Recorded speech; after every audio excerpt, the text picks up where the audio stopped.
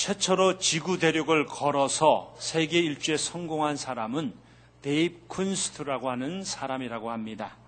그는 동생 존과 함께 1970년부터 74년까지 4년 4개월 16일 동안 걸어서 세계 일주에 성공했습니다. 노새가 끄는 마차에 짐을 싣고 걸었습니다. 그 기간 동안 신발 21컬레를 갈아 신었습니다. 노새 4마리와 개 2마리가 죽었습니다. 그의 동생 존은 아프가니스탄에서 괴한이 쏜 총에 맞아 죽었습니다. 그도 부상을 당했지만 병원에서 치료를 받고 끝까지 포기하지 않아서 세계 일주에 성공했습니다. 그의 이름이 기네스북에 올라갔습니다. 지구 대륙 횡단가로, Earth Walk, 지구 대륙 횡단가. 그의 이름은 데이브 쿤스트입니다. 오늘 성경에 또 다른 인물을 우리에게 소개하고 있습니다. 그 사람의 이름은 에녹입니다. 그는 믿음 횡단가입니다. 믿음으로 하나님과 동행한 사람이었습니다. 에녹은 그냥 살지 않았습니다. 그냥 존재하지도 않았습니다. 그냥 물이 흘러가는 대로 흘러가지도 않았습니다. 그는 그냥 산 것이 아니라 하나님과 동행했습니다. 하나님께서는 그의 동행을 기뻐하시고 그를 인정해 주었습니다. 에녹은 하나님과 동행함으로 하나님을 기쁘시게 하는 자라는 증거를 얻었습니다. 왜 하나님께서 에녹의 동행을 기뻐했을까요? 왜 하나님께서 에녹의 동행을 인정하셨을까요? 왜 하나님께서 우리의 동행도, 우리의 믿음 생활도 인정해 주시는지 아십니까? 우리의 믿음 생활도 왜 기뻐하시는지 아십니까?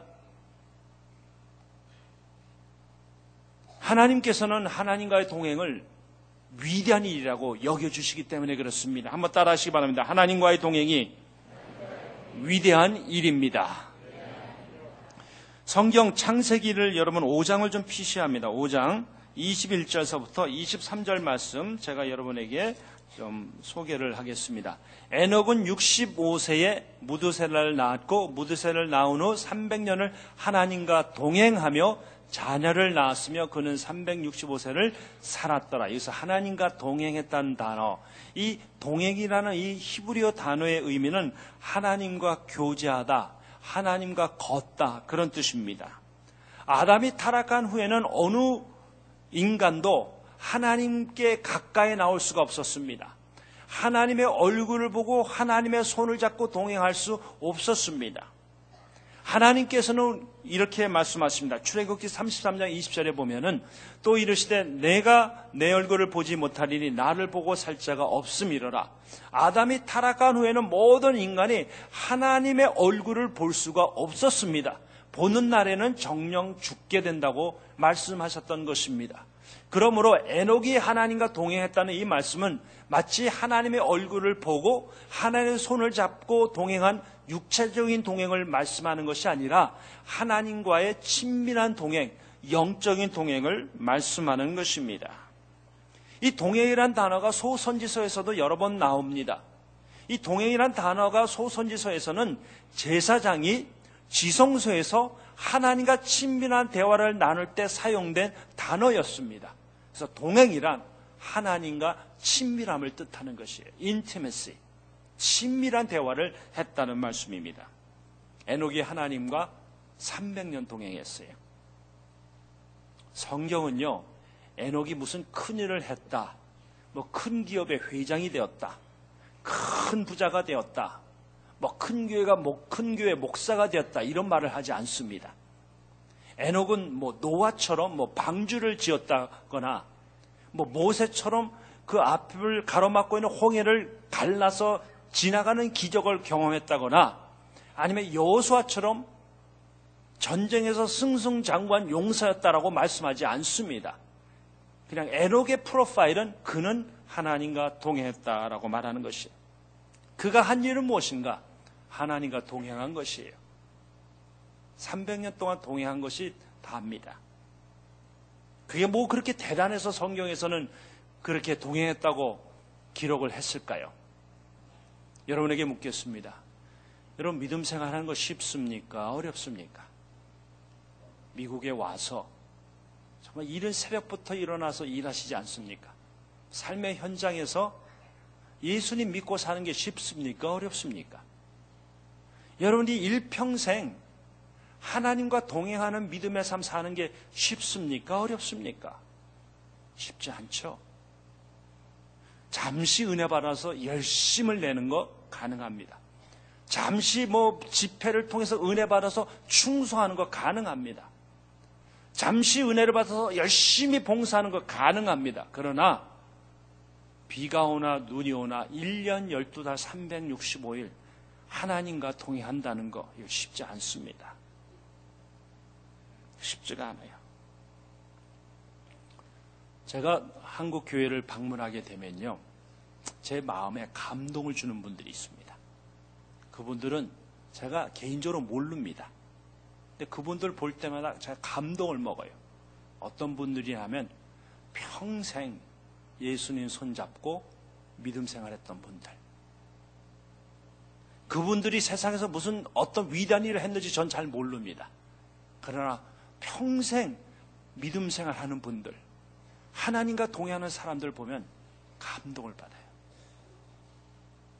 왜 그런지 아시죠? 평생 믿음 생활하는 거 쉽지 않기 때문에 그렇습니다. 교회에서 1년 12달 비가 오나 눈이 오나 주일학교에서 아이들 가르치는 교사 선생님들, 늘 있는 자리에 있으면서 찬양으로 영광 올려드리는 성가대원들, 주차 주방 또 여러 안내로 섬기시는 모든 성도님들, 이게 쉽다고 생각하십니까? 똑같은 일을 반복해서 늘 하는 겁니다. 일상생활에서 그냥 어떤 때는 허드레한 일을 그냥 하는 것이에요. 사람들이 알아주든 알아주지 아니하든 그냥 하는 것입니다. 그런 삶의 현장에서 하나님과 동행하는 것, 그것만큼 위대한 일이 없는 줄 믿으시기 바랍니다. 아마 여러분 중에는 이렇게 생각할 수가 있습니다. 목사님, 내가 살고 있는 삶이 어떤지 아십니까? 아마 에녹이 살았던 삶의 환경은 저희보다 좀 나았을 것입니다. 좋은 환경에서 믿음 생활했기 때문에 300년 동안 동행했지, 내가 살고 있는 이 현장에서 만일 살았다면 그렇게 일편단심으로 하나님과 동행은 못했을 것입니다. 저는요, 정말 매일 전쟁을 치르고 있습니다. 일주일에 딱 한 번 교회 나오는 것 자체도 저에게는 기적입니다. 에녹이 살았던 신앙의 환경은 저보다 훨씬 낫을 것입니다. 라고 질문하는 분들이 있을 수 있습니다. 성경을 볼까요? 창세기 6장 5절 6절 말씀입니다. 같이 읽겠습니다. 시작. 여호와께서 사람의 죄악이 세상에 가득함과 그의 마음으로 생각하는 모든 계획이 항상 악할 뿐임을 보시고 땅 위에 사람 지으셨음을 한탄하사 마음에 근심하시고. 에녹의 시대나 지금이나 세상은 죄로 얼룩졌습니다. 하나님이 그 세대를 보시고 한탄하사 슬퍼하셨다고 말씀하셨습니다. 하나님을 섬기는 때, 좋은 때는 없습니다. 과학 문명이 발달하고 IT 산업이 발달하면 발달할수록 반하나님적이고 반기독교적인 것이 우리가 살고 있는 세상입니다. 세상은요, 하나님을 경외하지 않는 것만이 아니라 하나님의 존재를 부인하고 있습니다. 이런 세상에서 저와 여러분이 하나님께 받은 사명이 있습니다. 죄로 얼룩진 세상의 한복판에서 묵묵히 하나님과 동행하는 것입니다. 하나님과 동행하는 것이 위대한 일이기 때문에 그렇습니다. 위대한 믿음이란 나의 믿음의 사이즈가 큰 것을 말씀하는 것이 아니라 위대하신 하나님과 동행하는 것입니다. 하나님보다 위대한 존재가 없습니다. 하나님과의 동행이 가장 위대한 것입니다. 저와 여러분이 좀 더 복받기 위해서, 뭔가 좀 인생이 잘 풀리기 위해서 예수님 손잡고 동행하는 것이 아니라 예수님이 좋기 때문에, 나를 구원해 주신 주님이 좋기 때문에 그분과 동행하는 것입니다. 누가 뭐라 할지라도, 세상에 요동치는 일이 있다 할지라도, 세상이 죄로 얼룩져서 신앙생활하기 어려운 환경이라 할지라도 그 예수님이 좋기 때문에, 나를 구원해 주신 그 주님이 계시기 때문에 그 주님의 손을 붙잡고 날마다 동행하는 것입니다. 에녹이 그렇게 살았어요. 도저히 믿음 생활하기 어려운 환경이었습니다. 60평생 하나님과 동행한 것이 아닙니다. 장정 300년 동안 비가 오나 눈이 오나 우리 하나님 손잡고 동행했던 것입니다.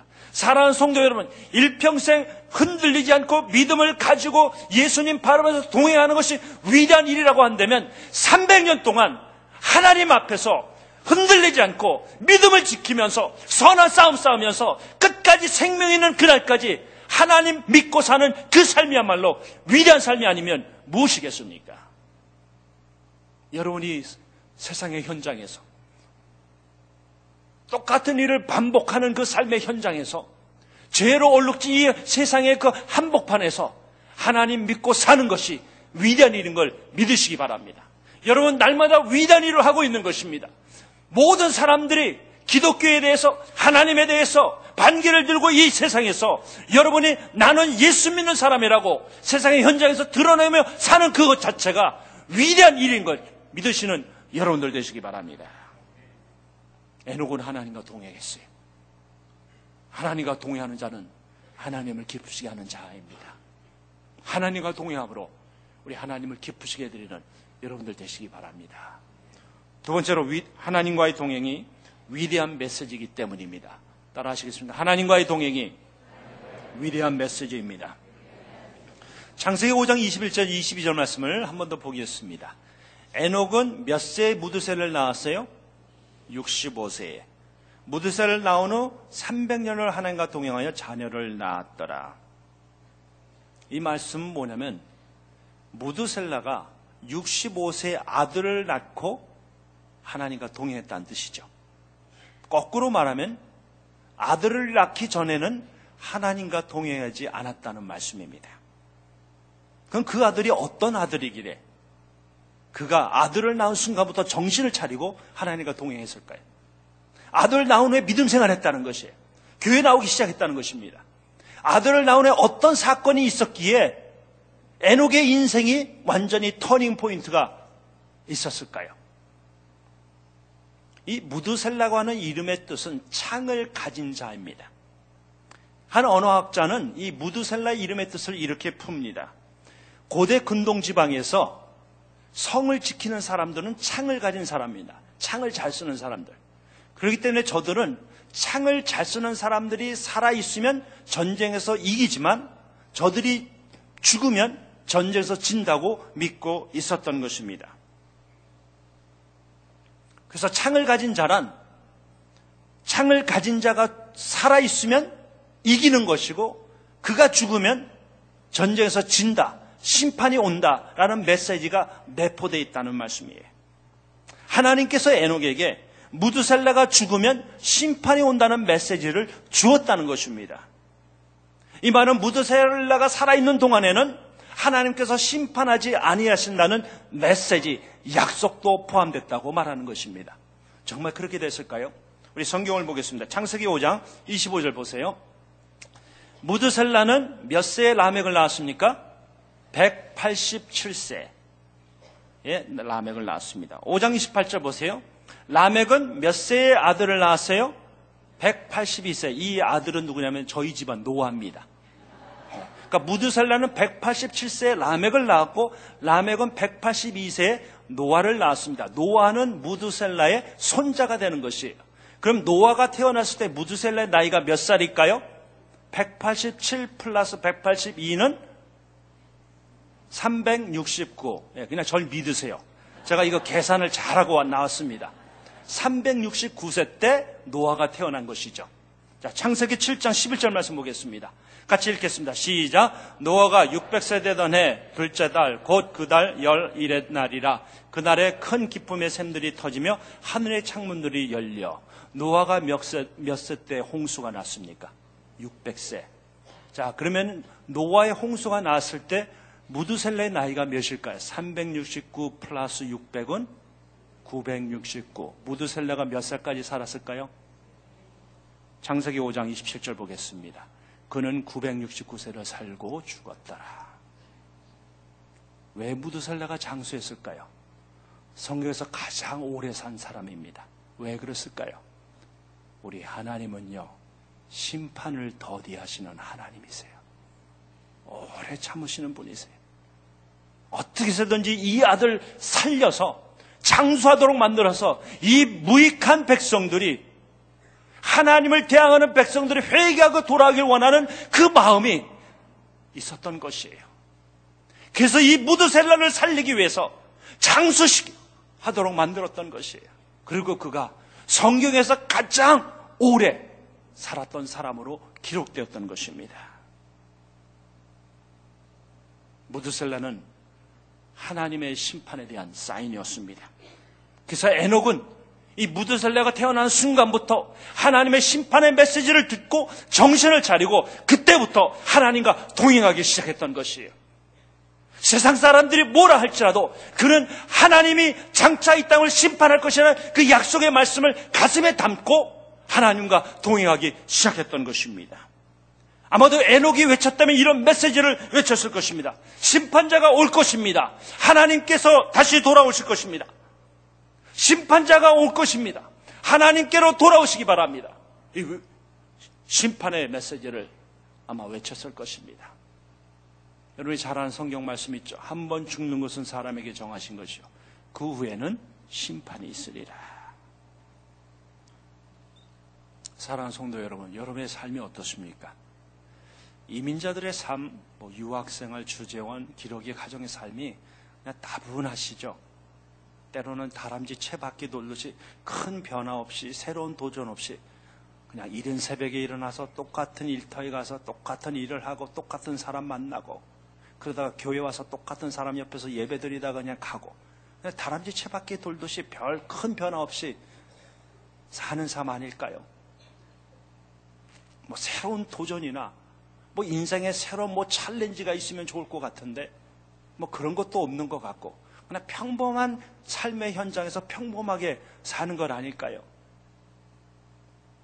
사랑하는 성도 여러분, 그런 삶의 현장에서, 똑같은 일을 반복하는 삶의 현장에서, 때로는 다람쥐 채바퀴 돌듯이 따분한 삶의 현장에서 믿음으로 하나님과 동행하는 삶 자체가 메시지입니다.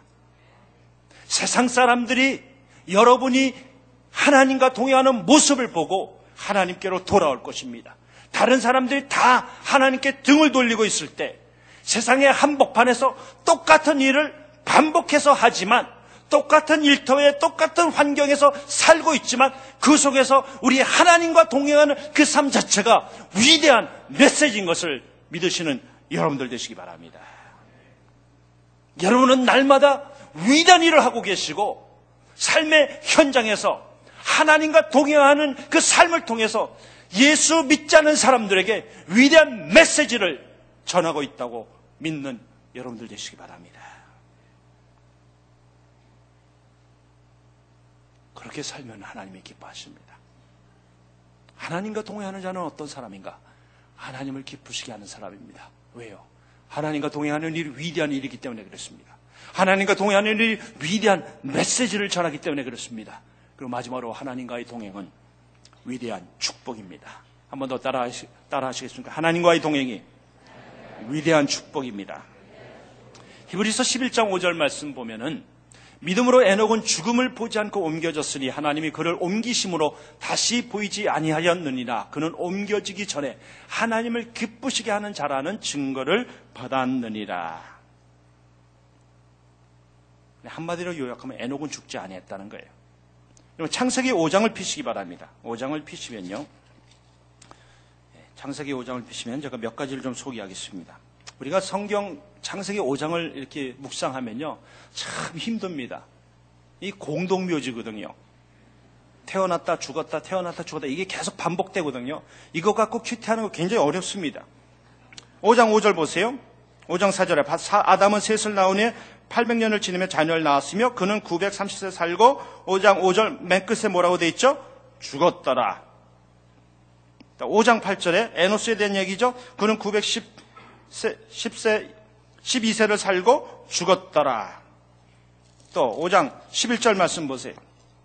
그는 905세를 살고 죽었더라. 14절 그는 910세를 살고 죽었더라. 17절 그는 895세 살고 죽었더라. 20절 그는 962세를 살고 죽었더라. 27절 그는 969세를 살고 죽었더라. 31절에 그는 777세를 살고 죽었더라. 이거 읽으면 굉장히 비참합니다.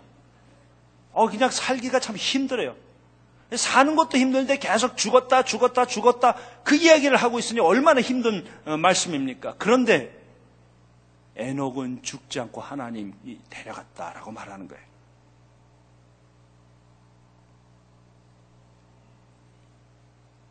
에녹은 죽지 않았어요. 에녹이 받은 축복이 뭔지 아십니까? 죽음을 경험하지 않고 하나님께 간 것이에요. 이런 이야기가 있습니다. 에녹이 하나님 손잡고 동행을 하는데 하루 종일 동행을 했어요. 이제 집으로 돌아가려고 하는데 집이 너무 멉니다. 그랬더니 하나님께서 에녹이 하는 말이 얘야, 너희 집이 멀지 않냐? 집으로 돌아가는 것보다 내 집으로 오는 것이 더 가깝다. 내 집으로 가자. 그래서 자기 집으로 돌아가지 않고 하나님 집으로 들어갔다라고 말을 합니다. 에녹은 죽지 않고 하나님 품에 갔어요. 에녹이 받은 축복은요, 모든 사람이 태어나서 죽는데 그만은 죽지 않고 하나님 앞에 갔던 것입니다. 또 다른 축복이 무엇인가? 장수의 축복입니다. 제가 성경을 좀 이렇게 계산을 해봤더니요, 에녹 이전의 사람들은 아담 930세, 셋은 912세, 에노스는 905세, 게나는 910세, 마할렐은 895세, 야렛은 962세를 살았어요. 평균을 따졌더니 919세를 살았습니다. 이것은 제가 계산을 잘했거든요. 근데 저를 믿으세요. 그런데 에녹의 자손 무드셀라 969세, 라멕 77세, 노아는 950세. 저희 집안 장수 집안입니다. 평균은 898세를 살았어요. 대단한 거죠.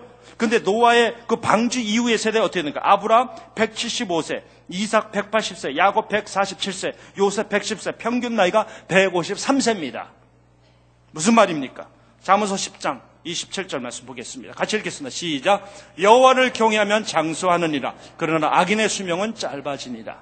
물론 이 본문 말씀을 오해하시면 안 됩니다. 그럼 단명한 사람은 하나님을 경외하지 아니했는가? 아닙니다. 하나님을 경외한 사람도 단명할 수가 있습니다. 그러나 일반적인 하나님의 말씀은 하나님을 경외하는 사람은 장수한다는 것입니다. 하나님을 경외했던 에녹, 그 후손들 장수했어요. 장수했던 것입니다. 또 다른 복이 있습니다. 에녹은 하나님을 기쁘시게 하는 자라는 인정을 받았습니다. 이것이 저는 에녹이 받은 가장 위대한 축복이라고 생각합니다. 히브리서 11장 6절 말씀 보겠습니다. 믿음이 없이는 하나님을 기쁘시게 하지 못하나니 하나님께 나아가는 자는 반드시 그가 계신 것과 또한 그가 자기를 찾는 자들에게 상 주시는 이심을 믿어야 할지니라. 그는 하나님을 기쁘시게 하는 자라고 증거를 얻었다는 게, 인정을 받았다고 말씀하는 겁니다. 믿음이 없이는 하나님을 기쁘시게 할 수 없다는 이 말은 믿음이 없으면 하나님을 기쁘시게 하는 일이 어렵다는 말이 아니라 불가능하다는 말입니다. 믿음이 없이는 하나님 기쁘시게 할 수 없는 것이에요. 에녹은 믿음으로 하나님을 기쁘시게 해드렸습니다. 또 다른 축복이 있습니다. 그는 상을 받았습니다. 상 주시는 하나님을 바라봤다는 거예요. 그 무슨 상인가? 밥상은 아닙니다. 네. 성경에선 나와 있지 않지만 상 주시는 하나님이 아니에요. 믿음으로 하나님께 나아가고 하나님 계신 것을 믿고 하나님을 찾는 자들에게는 상 주신다고 약속하셨기 때문에 저는 에녹이 상 받았다고 확신합니다. 여러분, 믿음 생활 잘하면 상 받는다는 거예요. 누차 말씀드리지만 저희는 기복신앙을 말씀하지 않습니다. 그럼에도 불구하고 온전히 평생 하나님과 동행하며 사는 믿음의 삶에는 하나님께서 상 주신다고 약속하십니다. 여러분 중에 이렇게 생각할 수가 있어요. 목사님, 구원해 주신 것만도 감사한데 뭐 유치하게 상까지 바랍니까? 저는 상 싫습니다. 그냥 구원해 주신 거 그 하나만 감사하며 살겠습니다. 그렇게 사세요, 그럼. 네, 그렇게 사세요. 여러분, 상이 유치해서 상 받기 싫다면 받지 마시기 바랍니다. 제가 여러분에게 묻겠습니다. 여러분, 하나님이 주시는 상이 유치한 겁니까?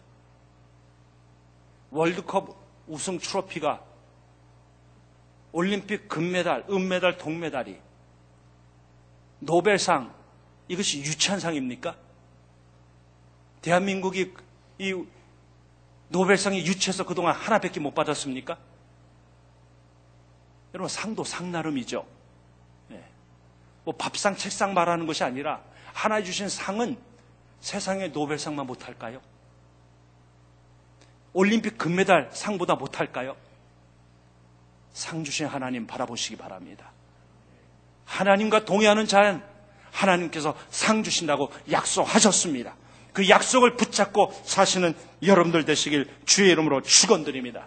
에녹의 위대한 점은 무엇인가? 그는 이 험한 세상에서, 죄로 얼룩진 세상에서 천국을 바라보고 상 주시는 하나님을 바라보고 살았다는 것입니다. 그 하나님은 살아계시고 그 하나님을 찾는 자들에게 상 주신다는 그 약속의 말씀을 붙잡고 살았다는 것이에요. 그래서 그는 하나님과 동의했던 것이, 하나님과 동의하는 자가 하나님을 기쁘시게 하는 자입니다. 그럼 저와 여러분이 어떻게 에녹처럼 하나님과 동행할 수 있을까요? 세 가지만 제안을 드리겠습니다. 첫째는 인생의 동행자를 결정해야 합니다. 내가 누구와 함께 동행할 것인지를 결정해야 합니다. 여러분, 결혼할 때도 누구랑 결혼하냐에 따라서 인생이 달라지지 않습니까? 인생에 누구와 함께 동행할 것인가 결정하는 것이 중요하다는 것이에요. 라버슐러 목사님에게 그 캐롤이라는 딸이 있었습니다. 그 딸이 13살 났을 때 오토바이 사고로 다리 하나를 절단했습니다. 이 목사님의 딸이 큰 사고로 다리 하나가 절단됐으니 얼마나 성도들이 마음 아파했겠습니까? 또 주변의 친구들과 친지들이 얼마나 마음이 아파했겠습니까? 그래서 이 캐롤을 위로를 합니다. 근데 그때 캐롤이 13살 난 딸이 사람들에게 말합니다. 너무 걱정하지 마세요. 저 때문에 너무 힘들어하지 마세요. 제가 이 세상에서 어떻게 걷느냐보다 중요한 것은 누구와 함께 걷느냐입니다. 사랑하는 성도 여러분, 때가 되면요, 우리가 두 발로 못 걷더라고요. 때가 되면 윌체어 신세가 되더라고요. 때가 되면 지팡이를 짚고 가더라고요. 어떻게 걷느냐보다 더 중요한 것은 누구와 함께 걷느냐인 것입니다. 저는 여러분들이 이 험한 이 세상의 한복판에서 예수님과 함께 동행하시기를 주의 이름으로 축원드립니다. 두 번째는 인생의 전환점을 만드셔야 합니다. 에녹의 인생의 전환점은 아들이었습니다. 아들을 낳은 순간 그는 정신 차리고 하나님과 동행했던 것입니다. 여러분의 삶의 터닝 포인트, 전환점이 무엇입니까? 사업입니까? 직장생활입니까? 교회입니까? 다락방, 제자훈련, 어떤 하나님이 주신 축복, 하나님이 주신 고난, 문제 무엇입니까? 그 모든 것들은 우연이 아닙니다. 여러분 인생을 전환하기 위한 하나님의 섭리인 걸 믿으시기 바랍니다. 우연히 일어난 일은 아무것도 없습니다. 하나님 주신 위대한 큰 축복이 있습니까? 인생에 큰 놀라운 일들이 있습니까? 삶에 큰 어려움이 있습니까? 그것을 통해서 예수님과 동행하겠다는 인생의 전환점을 만드시는 여러분들 되시기 바랍니다. 그리고 마지막으로는 주어진 일을 꾸준히 해야 합니다. 한번 따라 하시기 바랍니다. 믿음의 삶은 꾸준함의 연속이다. 꾸준함의 연속이에요. 일시적인 충동이나 흥분에 의한 열심보다 꾸준히 믿음 생활하는 것, 성실히 믿음 생활하는 것이 복 중에 복입니다. 큰 일을 못할 수 있어요. 위대한 일을 못할 수가 있습니다. 그러나 우리가 평생 주님과 함께 동행한다면 그 동행을 통해서 하나님께서 놀라운 축복과 기적과 역사를 이루실 것입니다. 그 꾸준함에 하나님의 놀라운 역사가 있는 것이에요. 여러분 그런 말 아시죠? 낙수가 바위를 뚫는다. 한 방울의 낙수가 바위를 뚫는다는 게, 큰 절벽에서 물방울이 떨어지는데 그 밑에 바위입니다. 근데 그 물방울이 떨어지는 그 지점에 바위에 구멍이 났어요. 여러분에게 묻겠습니다. 물의 힘입니까? 아니에요. 절대 물의 힘으로는 바위에 구멍을 낼 수가 없습니다. 계란으로 바위를 치는 것과 마찬가지입니다. 그럼 무슨 힘입니까? 물의 힘이 아니라 반복의 힘이에요. Power of repetition. 똑같은 지점에 1년, 12달, 365일, 10년, 20년, 50년 계속 물방울이 떨어지면 여러분 기적이 일어나는 줄 믿으시기 바랍니다.